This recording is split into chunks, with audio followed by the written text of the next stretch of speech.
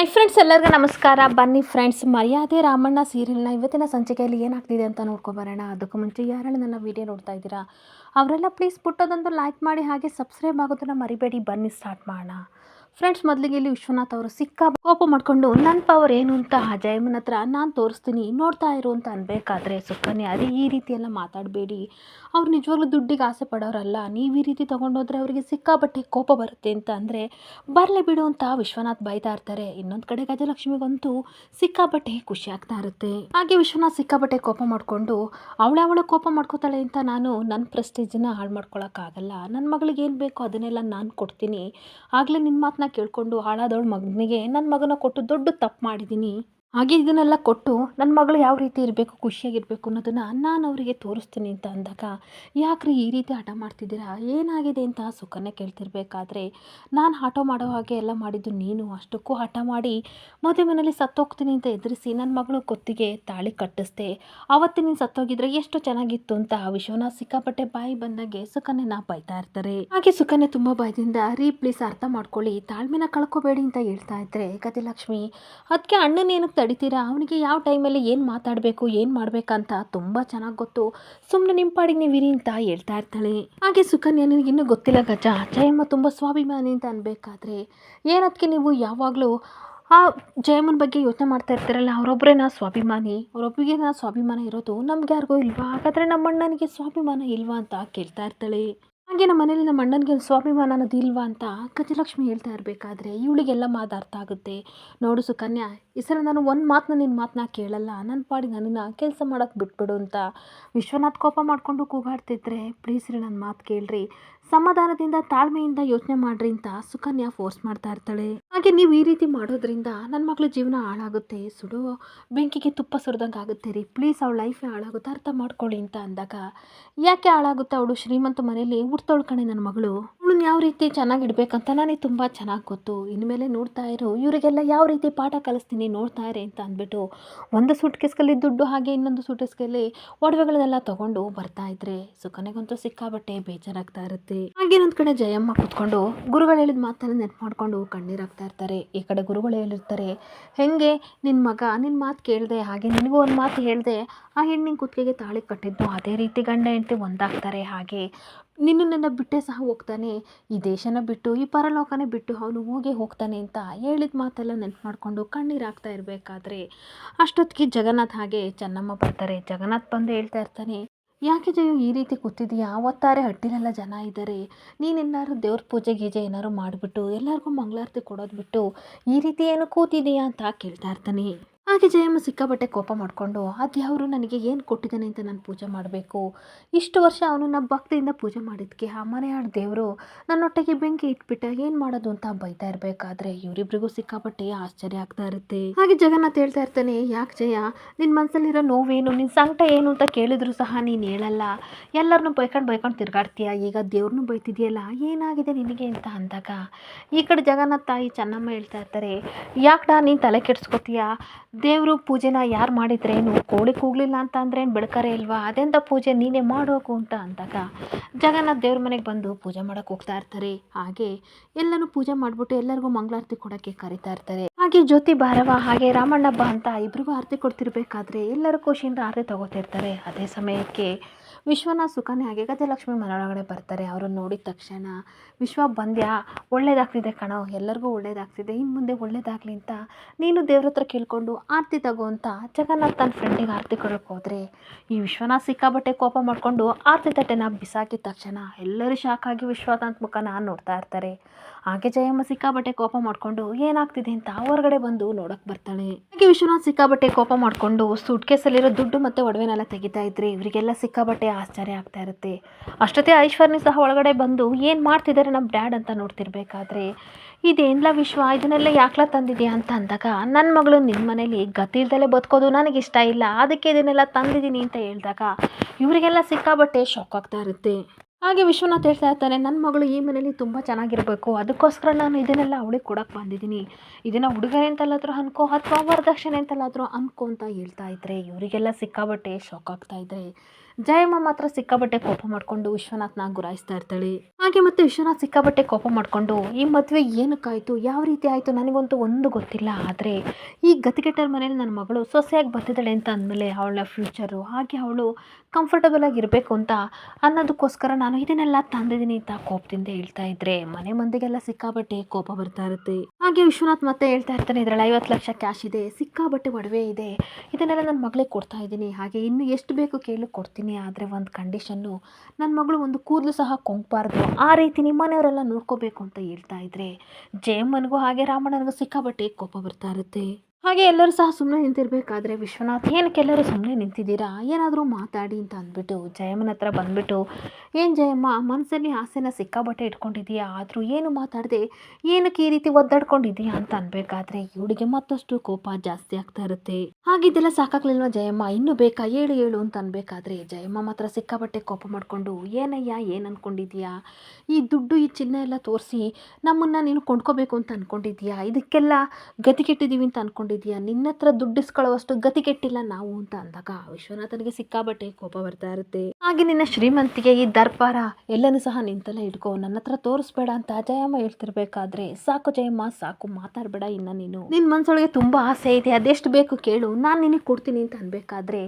ಏನಯ್ಯ ಯಾರಿಗೆ ಹೇಳ್ತಿದ್ಯಾ, ಯಾರು ನಾಟಕ ಮಾಡ್ತಾ ಇದ್ದೀವಿ, ನಾನಾ ನಾಟಕ ಮಾಡ್ತಾ ಇರೋದು,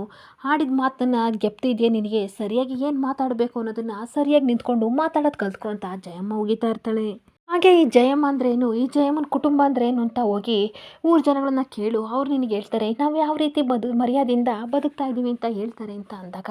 ಸಾಕು ಮುಚ್ಚು ಬಾಯ್ನ ಅಂತ ವಿಶ್ವನಾಥ್ ಕೂಗಾಡ್ತಾ ಇರ್ತಾನೆ. ಹಾಗೆ ಮರ್ಯಾದೆ ಮರ್ಯಾದೆ ಅಂತ ಹೇಳ್ತಿದೆಯಲ್ಲ, ನಿನ್ನ ಮರ್ಯಾದೆಯಿಂದ ಏನು ಸಂಪಾದನೆ ಮಾಡಿದೆಯಾ, ಒಂದು AC ಇದೆಯಾ ಅಥವಾ ಕಾರ್ ಇದೆಯಾ, ಬಾತ್ರೂಮ್ ನೆಟ್ಟಿಗೆ ಸರಿ ಇದೆಯಾ, ಒಂದು ಸರಿಯಾಗಿರೋ ಬೆಡ್ ಇದೆಯಾ, ಏನಿದೆ ಹೇಳು, ಏನೂ ಇಲ್ಲಾದರೂ ಮರ್ಯಾದೆ ಮರ್ಯಾದೆ ಅಂತ ಹೇಳ್ತಾ ಇದೆಯಲ್ಲ. ಈ ಮಿಡಲ್ ಕ್ಲಾಸ್ ಜನನೇ ಅಷ್ಟೇ ಮರ್ಯಾದೆ ಮರ್ಯಾದೆ ಅಂತಾರೆ, ಯಾಕೆ ಅಂತ ಅಂದರೆ ಅವರಿಗೆ ಈ ರೀತಿ ದುಡ್ಡನ್ನ ಸಂಪಾದನೆ ಮಾಡೋಕ್ಕಾಗಲ್ವಲ್ಲ, ಅದಕ್ಕೆ ತಮ್ಮ ಮರ್ಯಾದೆನೇ ಮಾನ ಗೌರವ ಅದು ಇದು ಅಂತ ಬಿಲ್ಡಪ್ ಕೊಡ್ತಾರೆ ಅಂತ ಹೇಳ್ತಾ ಇದ್ರೆ ಜಯಮ್ಮನಿಗಂತೂ ಸಿಕ್ಕಾಬಟ್ಟೆ ಕೋಪ ಮೇಲೆ ಕೋಪ ಬರ್ತಾ ಇರುತ್ತೆ. ಹಾಗೆ ಈಗಿನ ಕಾಲದಲ್ಲಿ ದುಡ್ಡಿಲ್ಲ ಅಂತಂದರೆ ಯಾರ್ಯಾರಿಗೂ ಮರ್ಯಾದೆ ಕೊಡಲ್ಲ, ಅದು ನಿನಗೆ ಗೊತ್ತಾ ಅಂತ ಕೂಗಾಡ್ತಿರ್ಬೇಕಾದ್ರೆ ಸುಕನ್ಯಾ, ಸುಮ್ಮನೆ ಇರ್ರಿ, ಏನೇನೋ ಮಾತಾಡಬೇಡಿರಿ, ಅರ್ಥ ಮಾಡ್ಕೊಳ್ಳಿ ಅಂತ ಅನ್ಬೇಕಾದ್ರೆ ಮುಚ್ಚು ಬಾಯಿನ ನೀನು ಸುಮ್ಮನೆ ನಿಂತ್ಕೊಂತ ಬೈತಾ ಇರ್ತಾನೆ. ಹಾಗೆ ಇದೆಲ್ಲ ಆಗಿದ್ದು ನಿನ್ನಿಂದಲೇ, ನೀನು ಸರಿಯಾಗಿದ್ದರೆ ಇವತ್ತು ಇದೆಲ್ಲ ಆಗ್ತಿರ್ಲಿಲ್ಲ, ಈ ಮನೆಗೆ ಬಂದಾಗಿಂದ ಎಷ್ಟು ಅವಮಾನ ಮಾಡಿದ್ದಾರೆ, ನನ್ನ ಮರ್ಯಾದೆ ಎಷ್ಟು ಹೋಗಿದೆ ನಿನಗೆ ಗೊತ್ತಾ, ಇವ್ರನ್ನೆಲ್ಲ ಕೊಂಡ್ಕೊಳ್ಳೋವಷ್ಟು ದುಡ್ಡು ನನ್ನ ಹತ್ರ ಇದೆ ಅಂತ ಕೈ ತೋರಿಸಿ ಮಾತಾಡ್ತಿರ್ಬೇಕಾದ್ರೆ ವಿಶ್ವನಾಥ್ ಕೈ ಹಿಡ್ಕೊಂಡು, ಯಾರನ್ನ ಕೊಂಡ್ಕೋತೀಯ ನೀನು, ಯಾರನ್ನ ಕೊಂಡ್ಕೋಬೇಕು ಅಂತ ಅಂದ್ಕೊಂಡಿದ್ದೀಯಾ ಅಂತ ಕೇಳ್ತಾ ಇರ್ತಾಳೆ. ಹೀಗೆ ಹೋಗೋ ಟೈಮಲ್ಲಿ ನಿಮ್ಮ ಜೊತೆ ಜಗಳ ಮಾಡಬಾರ್ದು ಅಂತ ಸುಮ್ಮನೆ ಇದ್ದೀನಿ, ಇದನ್ನೆಲ್ಲ ಎತ್ಕೊಂಡು ನಮ್ಮ ಮಟ್ಟೆ ಬಿಟ್ಟು ಹೊರಟೋಗು ಅಂತ ಅನ್ಬೇಕಾದ್ರೆ ಗಜಲಕ್ಷ್ಮಿ, ಏನು ಜಯಮ್ಮ ಈ ರೀತಿ ಮಾತಾಡ್ತಿದೀಯಾ, ಅಲ್ಲ ಏನೋ ಹೋಗ್ಲಿ ಪಾಪ ಅಂತ ನಮ್ಮ ಅಣ್ಣ ಇದನ್ನೆಲ್ಲ ನಿನಗೆ ಕೊಡೋಕ್ಕೆ ಬರ್ತಾ ಇದ್ದಾರೆ, ಹಾಗೆ ನಮ್ಮ ಐಶುಗೋಸ್ಕರ ನಮ್ಮ ಐಶು ಈ ಮನೆಗೆ ಸೊಸೆಯಾಗಿ ಬಂದಿದ್ದಾಳಲ್ಲ ಅಂತ ಕೊಡೋಕ್ಕೆ ಬರ್ತಿದ್ದಾರೆ, ಇದನ್ನೆಲ್ಲ ಇಟ್ಕೊಂಡು ಸುಮ್ಮನೆ ಇರ್ತೀಯಾ ಅಥವಾ ಯಾಕೆ ಹಿಂಗೆ ಕೂಗಾಡ್ತೀಯಾ ಅಂತ ಅನ್ಬೇಕಾದ್ರೆ ಈ ದುಡ್ಡು ಈ ಒಡವೆ ಇದನ್ನೆಲ್ಲ ಇಟ್ಕೊಂಡು ನನ್ನ ಮುಂದೆ ಏನಕ್ಕೆ ಬಂದಿದೆಯಾ ಅಂತ ಕೂಗಾಡ್ತಾ ಇರ್ತಾಳೆ. ಹಾಗೆ ಪರರ ದುಡ್ಡು ಪಾಷಾಣ ಅಂತ ನಾವು ಬದುಕಿರೋರು ಕಂಡ ದುಡ್ಡಲ್ಲಿ ಬದುಕೋ ಆಸೆ ನಮಗಿಲ್ಲ, ದೊಡ್ಡ ಮನುಷ್ಯ ಅಂತ ಅನ್ನಿಸ್ಕೊಳ್ಳೋದು ದುಡ್ಡಿಂದ ಅಲ್ಲ ಕಣಯ್ಯ, ಯೋಗ್ಯತೆ ಅಂತ ಅನ್ನಿಸ್ಕೋಬೇಕು, ಆ ಯೋಗ್ಯತೆ ನಿನಗಿಲ್ಲ ಅಂತ ವಿಶ್ವನಾಥ್ನ ಉಗಿತಾ ಇರಬೇಕಾದ್ರೆ, ಮುಚ್ಚೆ ಬಾಯಿ ಜಯಮ್ಮ, ನಿನ್ನ ಯೋಗ್ಯತೆ ಏನು ಅಂತ ನನಗೆ ಗೊತ್ತು ಅಂತ ಇವನು ಕೂಗಾಡ್ತಾ ಇರ್ತಾನೆ. ಹಾಗೆ ಮನೆಗೆ ಬಂದಿರೋ ಅತಿಥಿಗಳನ್ನ ಯಾವ ರೀತಿ ನೋಡ್ಕೊಳ್ಳೋದು ಅಂತ ಗೊತ್ತಿಲ್ಲದಲ್ಲೇ ಇರೋ ಅನಕ್ಷರಸ್ಥರು ನೀವು ಅಂತ ಅಂದಾಗ, ನೀವು ಸಹ ಮರ್ಯಾದೆ ಕೊಟ್ಟಿದ್ರೆ ನಾವು ಸಹ ನೋಡ್ಕೋತಿದ್ವಿ, ಅತಿಥಿಗಳ ಥರ ಇದ್ದರೆ ನಾನು ನೋಡ್ಕೋತಿದ್ದೆ, ನಿಮ್ಮಂಥ ದುರಂಕಾರಿಗಳಿಗೆ ನಿರ್ಲಕ್ಷ್ಯನೇ ತೋರಬೇಕು ಅಂತ ಜಯಮ್ಮನು ಸಹ ಜೋರಾಗಿ ಕೂಗಾಡ್ತಾ ಇರ್ತಾಳೆ. ಹಾಗೆ ಮತ್ತೆ ವಿಶ್ವನಾಥ್ ಸಿಕ್ಕಾಬಟ್ಟೆ ಕೋಪ ಮಾಡಿಕೊಂಡು, ಕಣೆ ನನಗೆ ದುರಂಕಾರನೇ ಜಾಸ್ತಿ, ಯಾಕೆ ಅಂತಂದರೆ ನನ್ನ ಹತ್ರ ಸಿಕ್ಕಾಬಟ್ಟೆ ದುಡ್ಡಿದೆ, ಕಾರಿದೆ, ಫ್ಲೈಟ್ ಇದೆ, ಅದಿದೆ ಇದಿದೆ ಅಂತ ಸಿಕ್ಕಾಬಟ್ಟೆ ಜಂಬ ಕೊಚ್ಕೊಬಿಟ್ಟು, ನಿನ್ನ ಹತ್ರ ಏನಿದೆ, ನಿನ್ನ ಹತ್ರ ಕಿತ್ತೋಗಿರೋ ಒಂದು ಮನೆ ಇದೆ, ಹಾಗೆ ಕಿತ್ತೋಗಿರೋ ಒಂದು ಟ್ರ್ಯಾಕ್ಟರ್ ಇದೆ, ಇನ್ನೇನಿದೆ ನಿನಗೆ ದುರಂಕಾರ ತೋರಕ್ಕೆ ಅಂತ ಅನ್ಬೇಕಾದ್ರೆ ಮುಚ್ಚಯ್ಯ ಸಾಕು ಬಾಯ್ನ, ಸ್ವಾಭಿಮಾನಕ್ಕೂ ದುರಂಕಾರಿಗೂ ತುಂಬಾ ವ್ಯತ್ಯಾಸ ಇದೆ ಕಣಯ್ಯ, ನಿನ್ನ ಹತ್ರ ಎಲ್ಲಿದೆ ಅಂತ ಅನ್ಬೇಕಾದ್ರೆ ಏನು ಸ್ವಾಭಿಮಾನನ ಅಂತ ಸಿಕ್ಕಾಬಟ್ಟೆ ನಗಾಡ್ಕೊಂಡು, ಸ್ವಾಭಿಮಾನ ಥೂ ಅಂತ ಉಗಿತಾ ಇರಬೇಕಾದ್ರೆ ಅಷ್ಟೊತ್ತಿಗೆ ವಿಶ್ವನಾಥ್ನ ಜಗನ್ನಾಥು, ನೋಡು ವಿಶ್ವ ಪ್ಲೀಸ್ ಅರ್ಥ ಮಾಡ್ಕೊಳ್ಳೋ ಅಂತ ಮುಟ್ಟಕ್ಕೆ ಹೋಗ್ತಿರ್ಬೇಕಾದ್ರೆ, ದೂರ ನಿಂತ್ಕೊಳ್ಳು, ನೀನೇನಾದರೂ ನನ್ನನ್ನು ಮುಟ್ಟಿದ್ರೆ ಕಂಬಳಿ ಹುಳ ನನ್ನ ಮೈ ಮೇಲೆ ಹರಿದಂಗೆ ಆಗುತ್ತೆ, ನಿನ್ನ ಬಟ್ಟೆ ನೋಡು ಯಾವ ಥರ ಸ್ಮೆಲ್ ಬರ್ತಾ ಇದೆ, ಈ ದನಲ್ಲಿ ಕೊಟ್ಟಿಗೆ ಹಸುಗಳೆಲ್ಲ ಮುಟ್ಟಿರ್ತೀಯ, ಹಾಗೆ ಗಂಧ ಸ್ಮೆಲ್ಲು ಅದೆಲ್ಲ ಬರ್ತಾ ಇದೆ, ಕೊಚ್ಚು ವಾಸನೆ ಬರ್ತಾ ಇದೆ, ನೀನು ನನ್ನನ್ನು ಮುಟ್ಟಬೇಡ, ದೂರ ಹೋಗು ಅಂತ ದುಃಖಿದ ತಕ್ಷಣ ಈ ಕಡೆ ಜಗನ್ನಾಥ್ ಬಿದ್ದ ತಕ್ಷಣ ಎಲ್ಲರೂ ಶಾಕ್ ಆಗಿಬಿಡ್ತಾರೆ. ಹಾಗೆ ರಾಮಣ್ಣ ಹೋಗಿ ತನ್ನ ಅಪ್ಪನ ಎತ್ತುತ್ತಾ ಇರಬೇಕಾದ್ರೆ, ಏನಯ್ಯ ಇಂಥ ಬುದ್ಧಿ ಕಲ್ತಿದ್ಯಾ, ನಾಚಿಕೆ ಆಗಲ್ವಾ, ನಿಯತ್ತಿಲ್ದಿರೋ ನಾಯಿ ನೀನು, ನಮ್ಮ ಹತ್ರ ದುಡ್ಡು ತೊಗೊಂಡು ಮುಂದೆ ಬಂದು ನಿಯತ್ತಿಲ್ದಂಗೆ ಹಾಕ್ತಿದ್ಯಾ ಅಂತ ಹೋಗಿತಾ ಇರ್ತಾಳೆ. ಹಾಗೆ ಇನ್ನೊಂದು ಕಡೆ ವಿಶ್ವನಾಥ್ ಸಿಕ್ಕಾಬಟ್ಟೆ ಕೋಪ ಮಾಡಿಕೊಂಡು, ನನ್ನನ್ನೇ ಈ ವಿಶ್ವನಾಥ್ನೇ ನಿಯತ್ತಿಲ್ಲರ ನಾಯಿ ಅಂತ ಅಂತೀಯೇನೆ ಅಂತ ಕೈ ಎತ್ತಿ ಹೊಡೆಯೋಕ್ಕೆ ಜಯಮ್ಮನಿಗೆ ಹೋಗ್ತಾ ಇರಬೇಕಾದ್ರೆ, ಈ ಕಡೆ ರಾಮಣ್ಣ ಸಿಕ್ಕಾಬಟ್ಟೆ ಕೋಪ ಮಾಡಿಕೊಂಡು ವಿಶ್ವನಾಥ್ ಅಂತ ಅವ್ನ ಕೈನ ಮುರಿದ್ಬಿಟ್ಟು ಅವನನ್ನು ಎತ್ತಾಕೊಂಡು ಹೋಗಿ ಆಚೆ ಕಡೆ ದೂಕಿದ ತಕ್ಷಣ ವಿಶ್ವನಾಥ ಅಟ್ಟಿಲಿ ಬಿದ್ದುಬಿಡ್ತಾನೆ. ಈ ಕಡೆ ಐಶ್ವರ್ಯ ಸಿಕ್ಕಾಬಟ್ಟೆ ಕೋಪ ಮಾಡಿಕೊಂಡು, ಏನು ಅಂದ್ಕೊಂಡಿದ್ಯಾ, ನಮ್ಮ ಡ್ಯಾಡ್ ಮೇಲೆ ಕೈ ಮಾಡ್ತೀಯಾ, ನಿಮ್ಮನ್ನೆಲ್ಲ ಸುಮ್ಮನೆ ಬಿಡಲ್ಲ, ನಿಮ್ಮನ್ನೆಲ್ಲ ಕೊಲೆನೇ ಮಾಡಿಬಿಡ್ತೀನಿ ಅಂತ ಎದುರಿಸ್ತಿರ್ಬೇಕಾದ್ರೆ, ಇಲ್ಲಿಂದ ಹೋದ್ರೆ ಸರಿ, ಇಲ್ಲ ಅಂತ ಅಂದರೆ ನಾನೇನು ಮಾಡ್ತೀನೋ ನನಗೆ ಗೊತ್ತಿಲ್ಲ ಅಂತ ರಾಮಣ್ಣ ಆರ್ಡ್ರ್ ಮಾಡ್ತಾ ಇರ್ತಾನೆ. ಹಾಗೇನೊಂದು ಕಡೆ ಸುಕನ್ಯಾ ಪ್ಲೀಸ್ ಅವ್ನ ಕಾಲರ್ ಪಟ್ಟಿನ ಹಿಡಿಬೇಡ, ಬಿಡು ಬಿಡು ಅಂತ ಐಶ್ವರ್ಯಗೆ ಫೋರ್ಸ್ ಮಾಡ್ತಾ ಇರಬೇಕಾದ್ರೆ, ಈ ಕಡೆ ವಿಶ್ವನಾಥ್ ಸಿಕ್ಕಾಬಟ್ಟೆ ಕೋಪ ಮಾಡಿಕೊಂಡು, ನೋಡು ಇವ್ರ ಮನೇಲಿ ಒಂದಷ್ಟು ಚೆನ್ನಾಗಿ ಇರಬೇಡ, ಬಾ ಹೋಗೋಣ ಅಂತ ಕರಿತಿರ್ಬೇಕಾದ್ರೆ, ಈ ಕಡೆ ಜಯಮ್ಮ ಸಿಕ್ಕಾಬಟ್ಟೆ ಕೋಪ ಮಾಡಿಕೊಂಡು, ಕರ್ಕೊಂಡೋಗು ನಿನ್ನ ಜೊತೆ ನಿನ್ನ ಮಗಳನ್ನ ಕರ್ಕೊಂಡೋಗು, ಆದರೆ ಒಂದು ವಿಷಯನ ಗೆಪ್ತಲ್ಲಿಟ್ಕೋ, ಇವಳು ಈ ಹಟ್ಟಿಯಿಂದ ಏನಾದರೂ ಇವತ್ತು ಕಾಲು ತೆಗೆದ್ರೆ ಲೈಫಲ್ಲಿ ಯಾವತ್ತೋಳು ಮತ್ತೆ ವಾಪಸ್ ಇಲ್ಲಿ ಬರೋಂಗಿಲ್ಲ ಅಂತ ಆರ್ಡ್ರ್ ಮಾಡ್ತಿರ್ಬೇಕಾದ್ರೆ, ಏನ್ರಿ ನನಗೆ ಬ್ಲಾಕ್ ಮೇಲ್ ಮಾಡ್ತೀರಾ, ನಿಮ್ಮನ್ನೆಲ್ಲ ಸುಮ್ಮನೆ ಬಿಡಲ್ಲ ಅಂತ ಐಶ್ವರ್ಯ ಕೂಗಾಡ್ತಾ ಇರ್ತಾಳೆ. ಹಾಗೆ ಇನ್ನೊಂದು ಕಡೆ ಸುಕನ್ಯಾ ಸಮಾಧಾನ ಮಾಡಿಕೊಂಡು, ಬಾಯ್ ನಿನ್ನ ಜೊತೆ ಮಾತಾಡಬೇಕು ಅಂತ ಐಶ್ವರ್ಯನ ಕರ್ಕೊಂಡು ಹೋಗ್ತಾ ಇರ್ತಾಳೆ. ಹಾಗೆ ನಿಂತ್ಕೊಂಡು ಜಗನ್ನಾಥ್ ಸಿಕ್ಕಾಬಟ್ಟೆ ಬೇಜಾರಿಂದ ಕಣ್ಣೀರು ಹಾಕ್ಕೊಂಡು ವಿಶ್ವನಾಥ್ ಹತ್ರ ಬಂದ್ಬಿಟ್ಟು, ಗೆಳೆಯ ವಿಶ್ವ, 25 ವರ್ಷ ಆದಮೇಲೆ ನನ್ನ ಗೆಳೆಯ ಬರ್ತಾ ಇದ್ದಾನೆ ಅಂತ ಕಾಯ್ತಾ ಇದ್ದೆ ಕಣೋ, ಮತ್ತೆ ನಾವಿಬ್ಬರು ಒಂದಾಗ್ತೀವಿ ಅಂತ ಖುಷಿಪಟ್ಟಿದ್ದೆ, ಆದರೆ 25 ವರ್ಷದಿಂದ ಈ ಸಂಸಾರನ ಸಾಕೊಂಡು ಬಂದಿದ್ದೀನಿ, ಈ ಮನೇನ ಹಾಗೆ ಮನೆಯವ್ರ ಮನಸ್ಸನ್ನ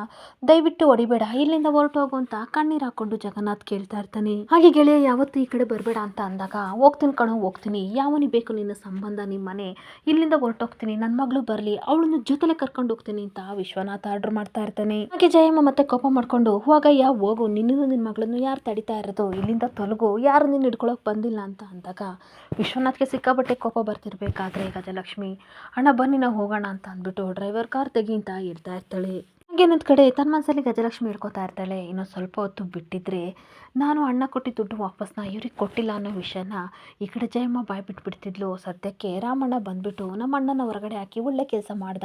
ಥ್ಯಾಂಕ್ಸ್ ಗಾಡ್ ಅಂತ ಖುಷಿ ಪಡ್ಕೊಂಡು ಬರ್ತಾ ಇರ್ತಾಳೆ. ಹಾಗೇನೊಂದು ಕಡೆ ಸುಕನ್ಯಾ ಐಶ್ವರ್ಯನ ಕರ್ಕೊಬಂದ್ಬಿಟ್ಟು ಸಮಾಧಾನ ಮಾಡ್ಕೊ ಅಂತ ಅನ್ಬೇಕಾದ್ರೆ, ಹೇಗಮ್ಮ ಸಮಾಧಾನ ಮಾಡ್ಕೊಳಕ್ಕಾಗುತ್ತೆ, ನನ್ನ ಡ್ಯಾಡ್ಗೆ ರೆಸ್ಪೆಕ್ಟ್ ಕೊಡ್ಬೇಕು ಅನ್ನೋದು ಈ ಮನೇಲಿ ಯಾರಿಗೂ ಗೊತ್ತಿಲ್ವಾ ಅಂತ ಅಂದಾಗ, ನಡೆದಿದ್ರಲ್ಲಿ ತಪ್ಪು ನಿಮ್ಮಪ್ಪಂದು ಇದೆ ಕಣೆ ಅಂತ ಅನ್ಬೇಕಾದ್ರೆ, ಅದಕ್ಕೆ ಆ ರಾಮಣ್ಣ ನಮ್ಮಪ್ಪನ ಎತ್ಕೊಂಡು ಆ ರೀತಿ ಎಸಿತಾರ, ಅವನಿಗೆ ಸ್ವಲ್ಪ ಮಾನ ಮರ್ಯಾದೆ ಇಲ್ವಾ ಅಂತ ಐಶ್ವರ್ಯ ಕೂಗಾಡ್ತಾ ಇರ್ತಾಳೆ. ಹಾಗೆ ಸುಕನ್ಯಾ ಹೇಳ್ತಾ ಇರ್ತಾಳೆ, ನಮ್ಮಿಬ್ಬರು ವಿಚಾರಕ್ಕೆ ಗಂಡ ಹೆಂಡ್ತಿ ಜಗಳಾಡ್ಬೇಡಿ ಅಂತ ಅಂದಾಗ, ಯಾರಮ್ಮ ಗಂಡ ಹೆಂಡ್ತಿ, ನೀನು ತಾಳಿ ಕಟ್ಟಿದ ತಕ್ಷಣ ಅವ್ನ ಗಂಡ ನಾನು ಹೆಂಡ್ತಿ ಹಾಗಲ್ಲ, ಈ ಮನೇಲಿ ದಿನ ಜಗಳ ನಡೀತಾ ಇರುತ್ತೆ, ಅದನ್ನ ನೋಡಿ ನೋಡಿ ನನಗೆ ಜನ್ಮ ಸಾಕಾಗೋಗಿದೆ, ಸಾಲದಕ್ಕೆ ನೀವು ಬೇರೆ ಬಂದು ಇವ್ರ ಕುಟೆ ಮಾನ ಮರ್ಯಾದೆನ ಕಳ್ಕೊಳ್ಳೋಂಗೆ ಮಾಡ್ಕೋತಿದ್ದೀರಾ, ದಯವಿಟ್ಟು ಇಲ್ಲಿಂದ ಹೊರಟೋಗಿ ಅಂತ ಕೈ ಮುಗ್ದೋಗ್ತಾ ಇರ್ತಾಳೆ. ಇನ್ನೊಂದು ಕಡೆ ವಿಶ್ವನಾಥ್ ಓಡೋಡಿ ಬಂದು ಐಶ್ವರ್ಯನ ಹತ್ರ, ಈ ಮನೇಲಿ ಇರೋರೆಲ್ಲ ರಾಕ್ಷಸರು, ಇವ್ರ ಹತ್ರ ನೀನು ಇರಬೇಡ, ಬಾರಮ್ಮ ನಮ್ಮ ಮನೆಗೆ ಹೋಗೋಣ ಅಂತ ಕೈ ಹಿಡ್ಕೊಂಡು ಕರ್ಕೊಂಡು ಹೋಗ್ತಿರ್ಬೇಕಾದ್ರೆ, ನಾನು ಎಲ್ಲಿಗೂ ಬರಲ್ಲ, ನೀವು ಅವತ್ತು ಮದುವೆ ಮನೇಲಿ ನನ್ನನ್ನು ಕೈ ಬಿಟ್ರಿ, ಆದರೆ ನಾನು ನಿಮ್ಮನ್ನು ಬಿಡೋಕ್ಕಾಗಲ್ಲ, ಯಾಕೆಂತಂದರೆ ನೀವು ನನಗೆ ಜನ್ಮ ಕೊಟ್ಟ ತಂದೆ, ಒಂದೇ ಒಂದು ಕಾರಣಕ್ಕೋಸ್ಕರ ನಿಮಗೆ ಸಪೋರ್ಟ್ ಮಾಡ್ತಾ ಇದ್ದೀನಿ, ದಯವಿಟ್ಟು ಇಲ್ಲಿ ಇರಬೇಡಿ, ನನ್ನ ಕಣ್ಣು ಮುಂದೆ ಇರಬೇಡಿ, ನೀವು ಇದ್ದಷ್ಟು ಮತ್ತೆ ಇವರು ಸಹ ಗಲಾಟೆ ಮಾಡ್ತಾರೆ, ಇಲ್ಲಿಂದ ಹೊರಟೋಗಿ, ನಾನು ಎಲ್ಲಿಗೂ ಬರಲ್ಲ, ಹಾಗೆ ನಿಮ್ಮನ್ನು ಲೈಫ್ ಲಾಂಗ್ ಯಾವತ್ತೂ ಕ್ಷಮಿಸಲ್ಲ ಅಂತ ಅಂದಾಗ ಈ ಕಡೆ ವಿಶ್ವನಾಥನಿಗೆ ಸಿಕ್ಕಾಬಟ್ಟೆ ಶಾಕ್ ಆಗ್ತಾ ಇರುತ್ತೆ. ಇಲ್ಲಮ್ಮ ನಾನು ಹೋಗ್ತೀನಿ, ಆದರೆ ನಿನ್ನನ್ನು ಕರ್ಕೊಂಡು ಹೋಗ್ತೀನಿ ಅಂತ ಬೇಕಾದ್ರೆ, ಇಲ್ಲ ರೀ ಅವಳು ಎಲ್ಲೂ ಬರಲ್ಲ, ಯಾಕೆಂದ್ರೆ ಅವಳು ಈ ಮನೆ ಸೊಸೆ, ಎಲ್ಲೂ ಬರಲ್ಲ ಅಂತ ಅನ್ಬೇಕಾದ್ರೆ, ಮುಚ್ಚೆ ಬಾಯಿ ಸುಕನ್ಯಾ, ಎಲ್ಲ ನಿನ್ನಿಂದಲೇ ಆಗಿದ್ದು ಅಂತ ಅಂದ್ಬಿಟ್ಟು, ನೋಡು ನಿನ್ನ ಲೈಫ್ನ ನಾನು ಸರಿ ಮಾಡ್ತೀನಿ ಬಾ ಐಶು ಅಂತ ಅಂದಾಗ, ಬೇಡ ಬೇಡ ನಾನು ಎಲ್ಲೂ ಬರಲ್ಲ,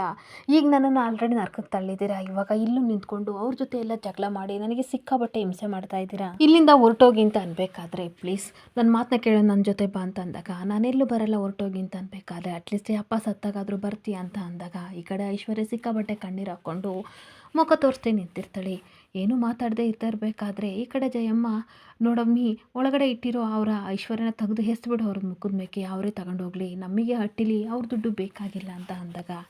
ಜ್ಯೋತಿ ಹಣ ಎಲ್ಲ ತಂದು ಕೊಟ್ಟಾಗ ಈ ಕಡೆ ವಿಷನ ಸಿಕ್ಕಾಬಟ್ಟೆ ಕೋಪ ಮಾಡಿಕೊಂಡು ಮಗಳನ್ನ ನೆನ್ಕೊಂಡು ಕಾರತ್ತಿ ಹೋಗ್ತಾ ಇರ್ತಾನೆ. ಇಲ್ಲಿಗೆ ಸಂಚಿಕೆ ಎಂಡ್ ಆಗ್ತಿದೆ. Thank you for the watching friends.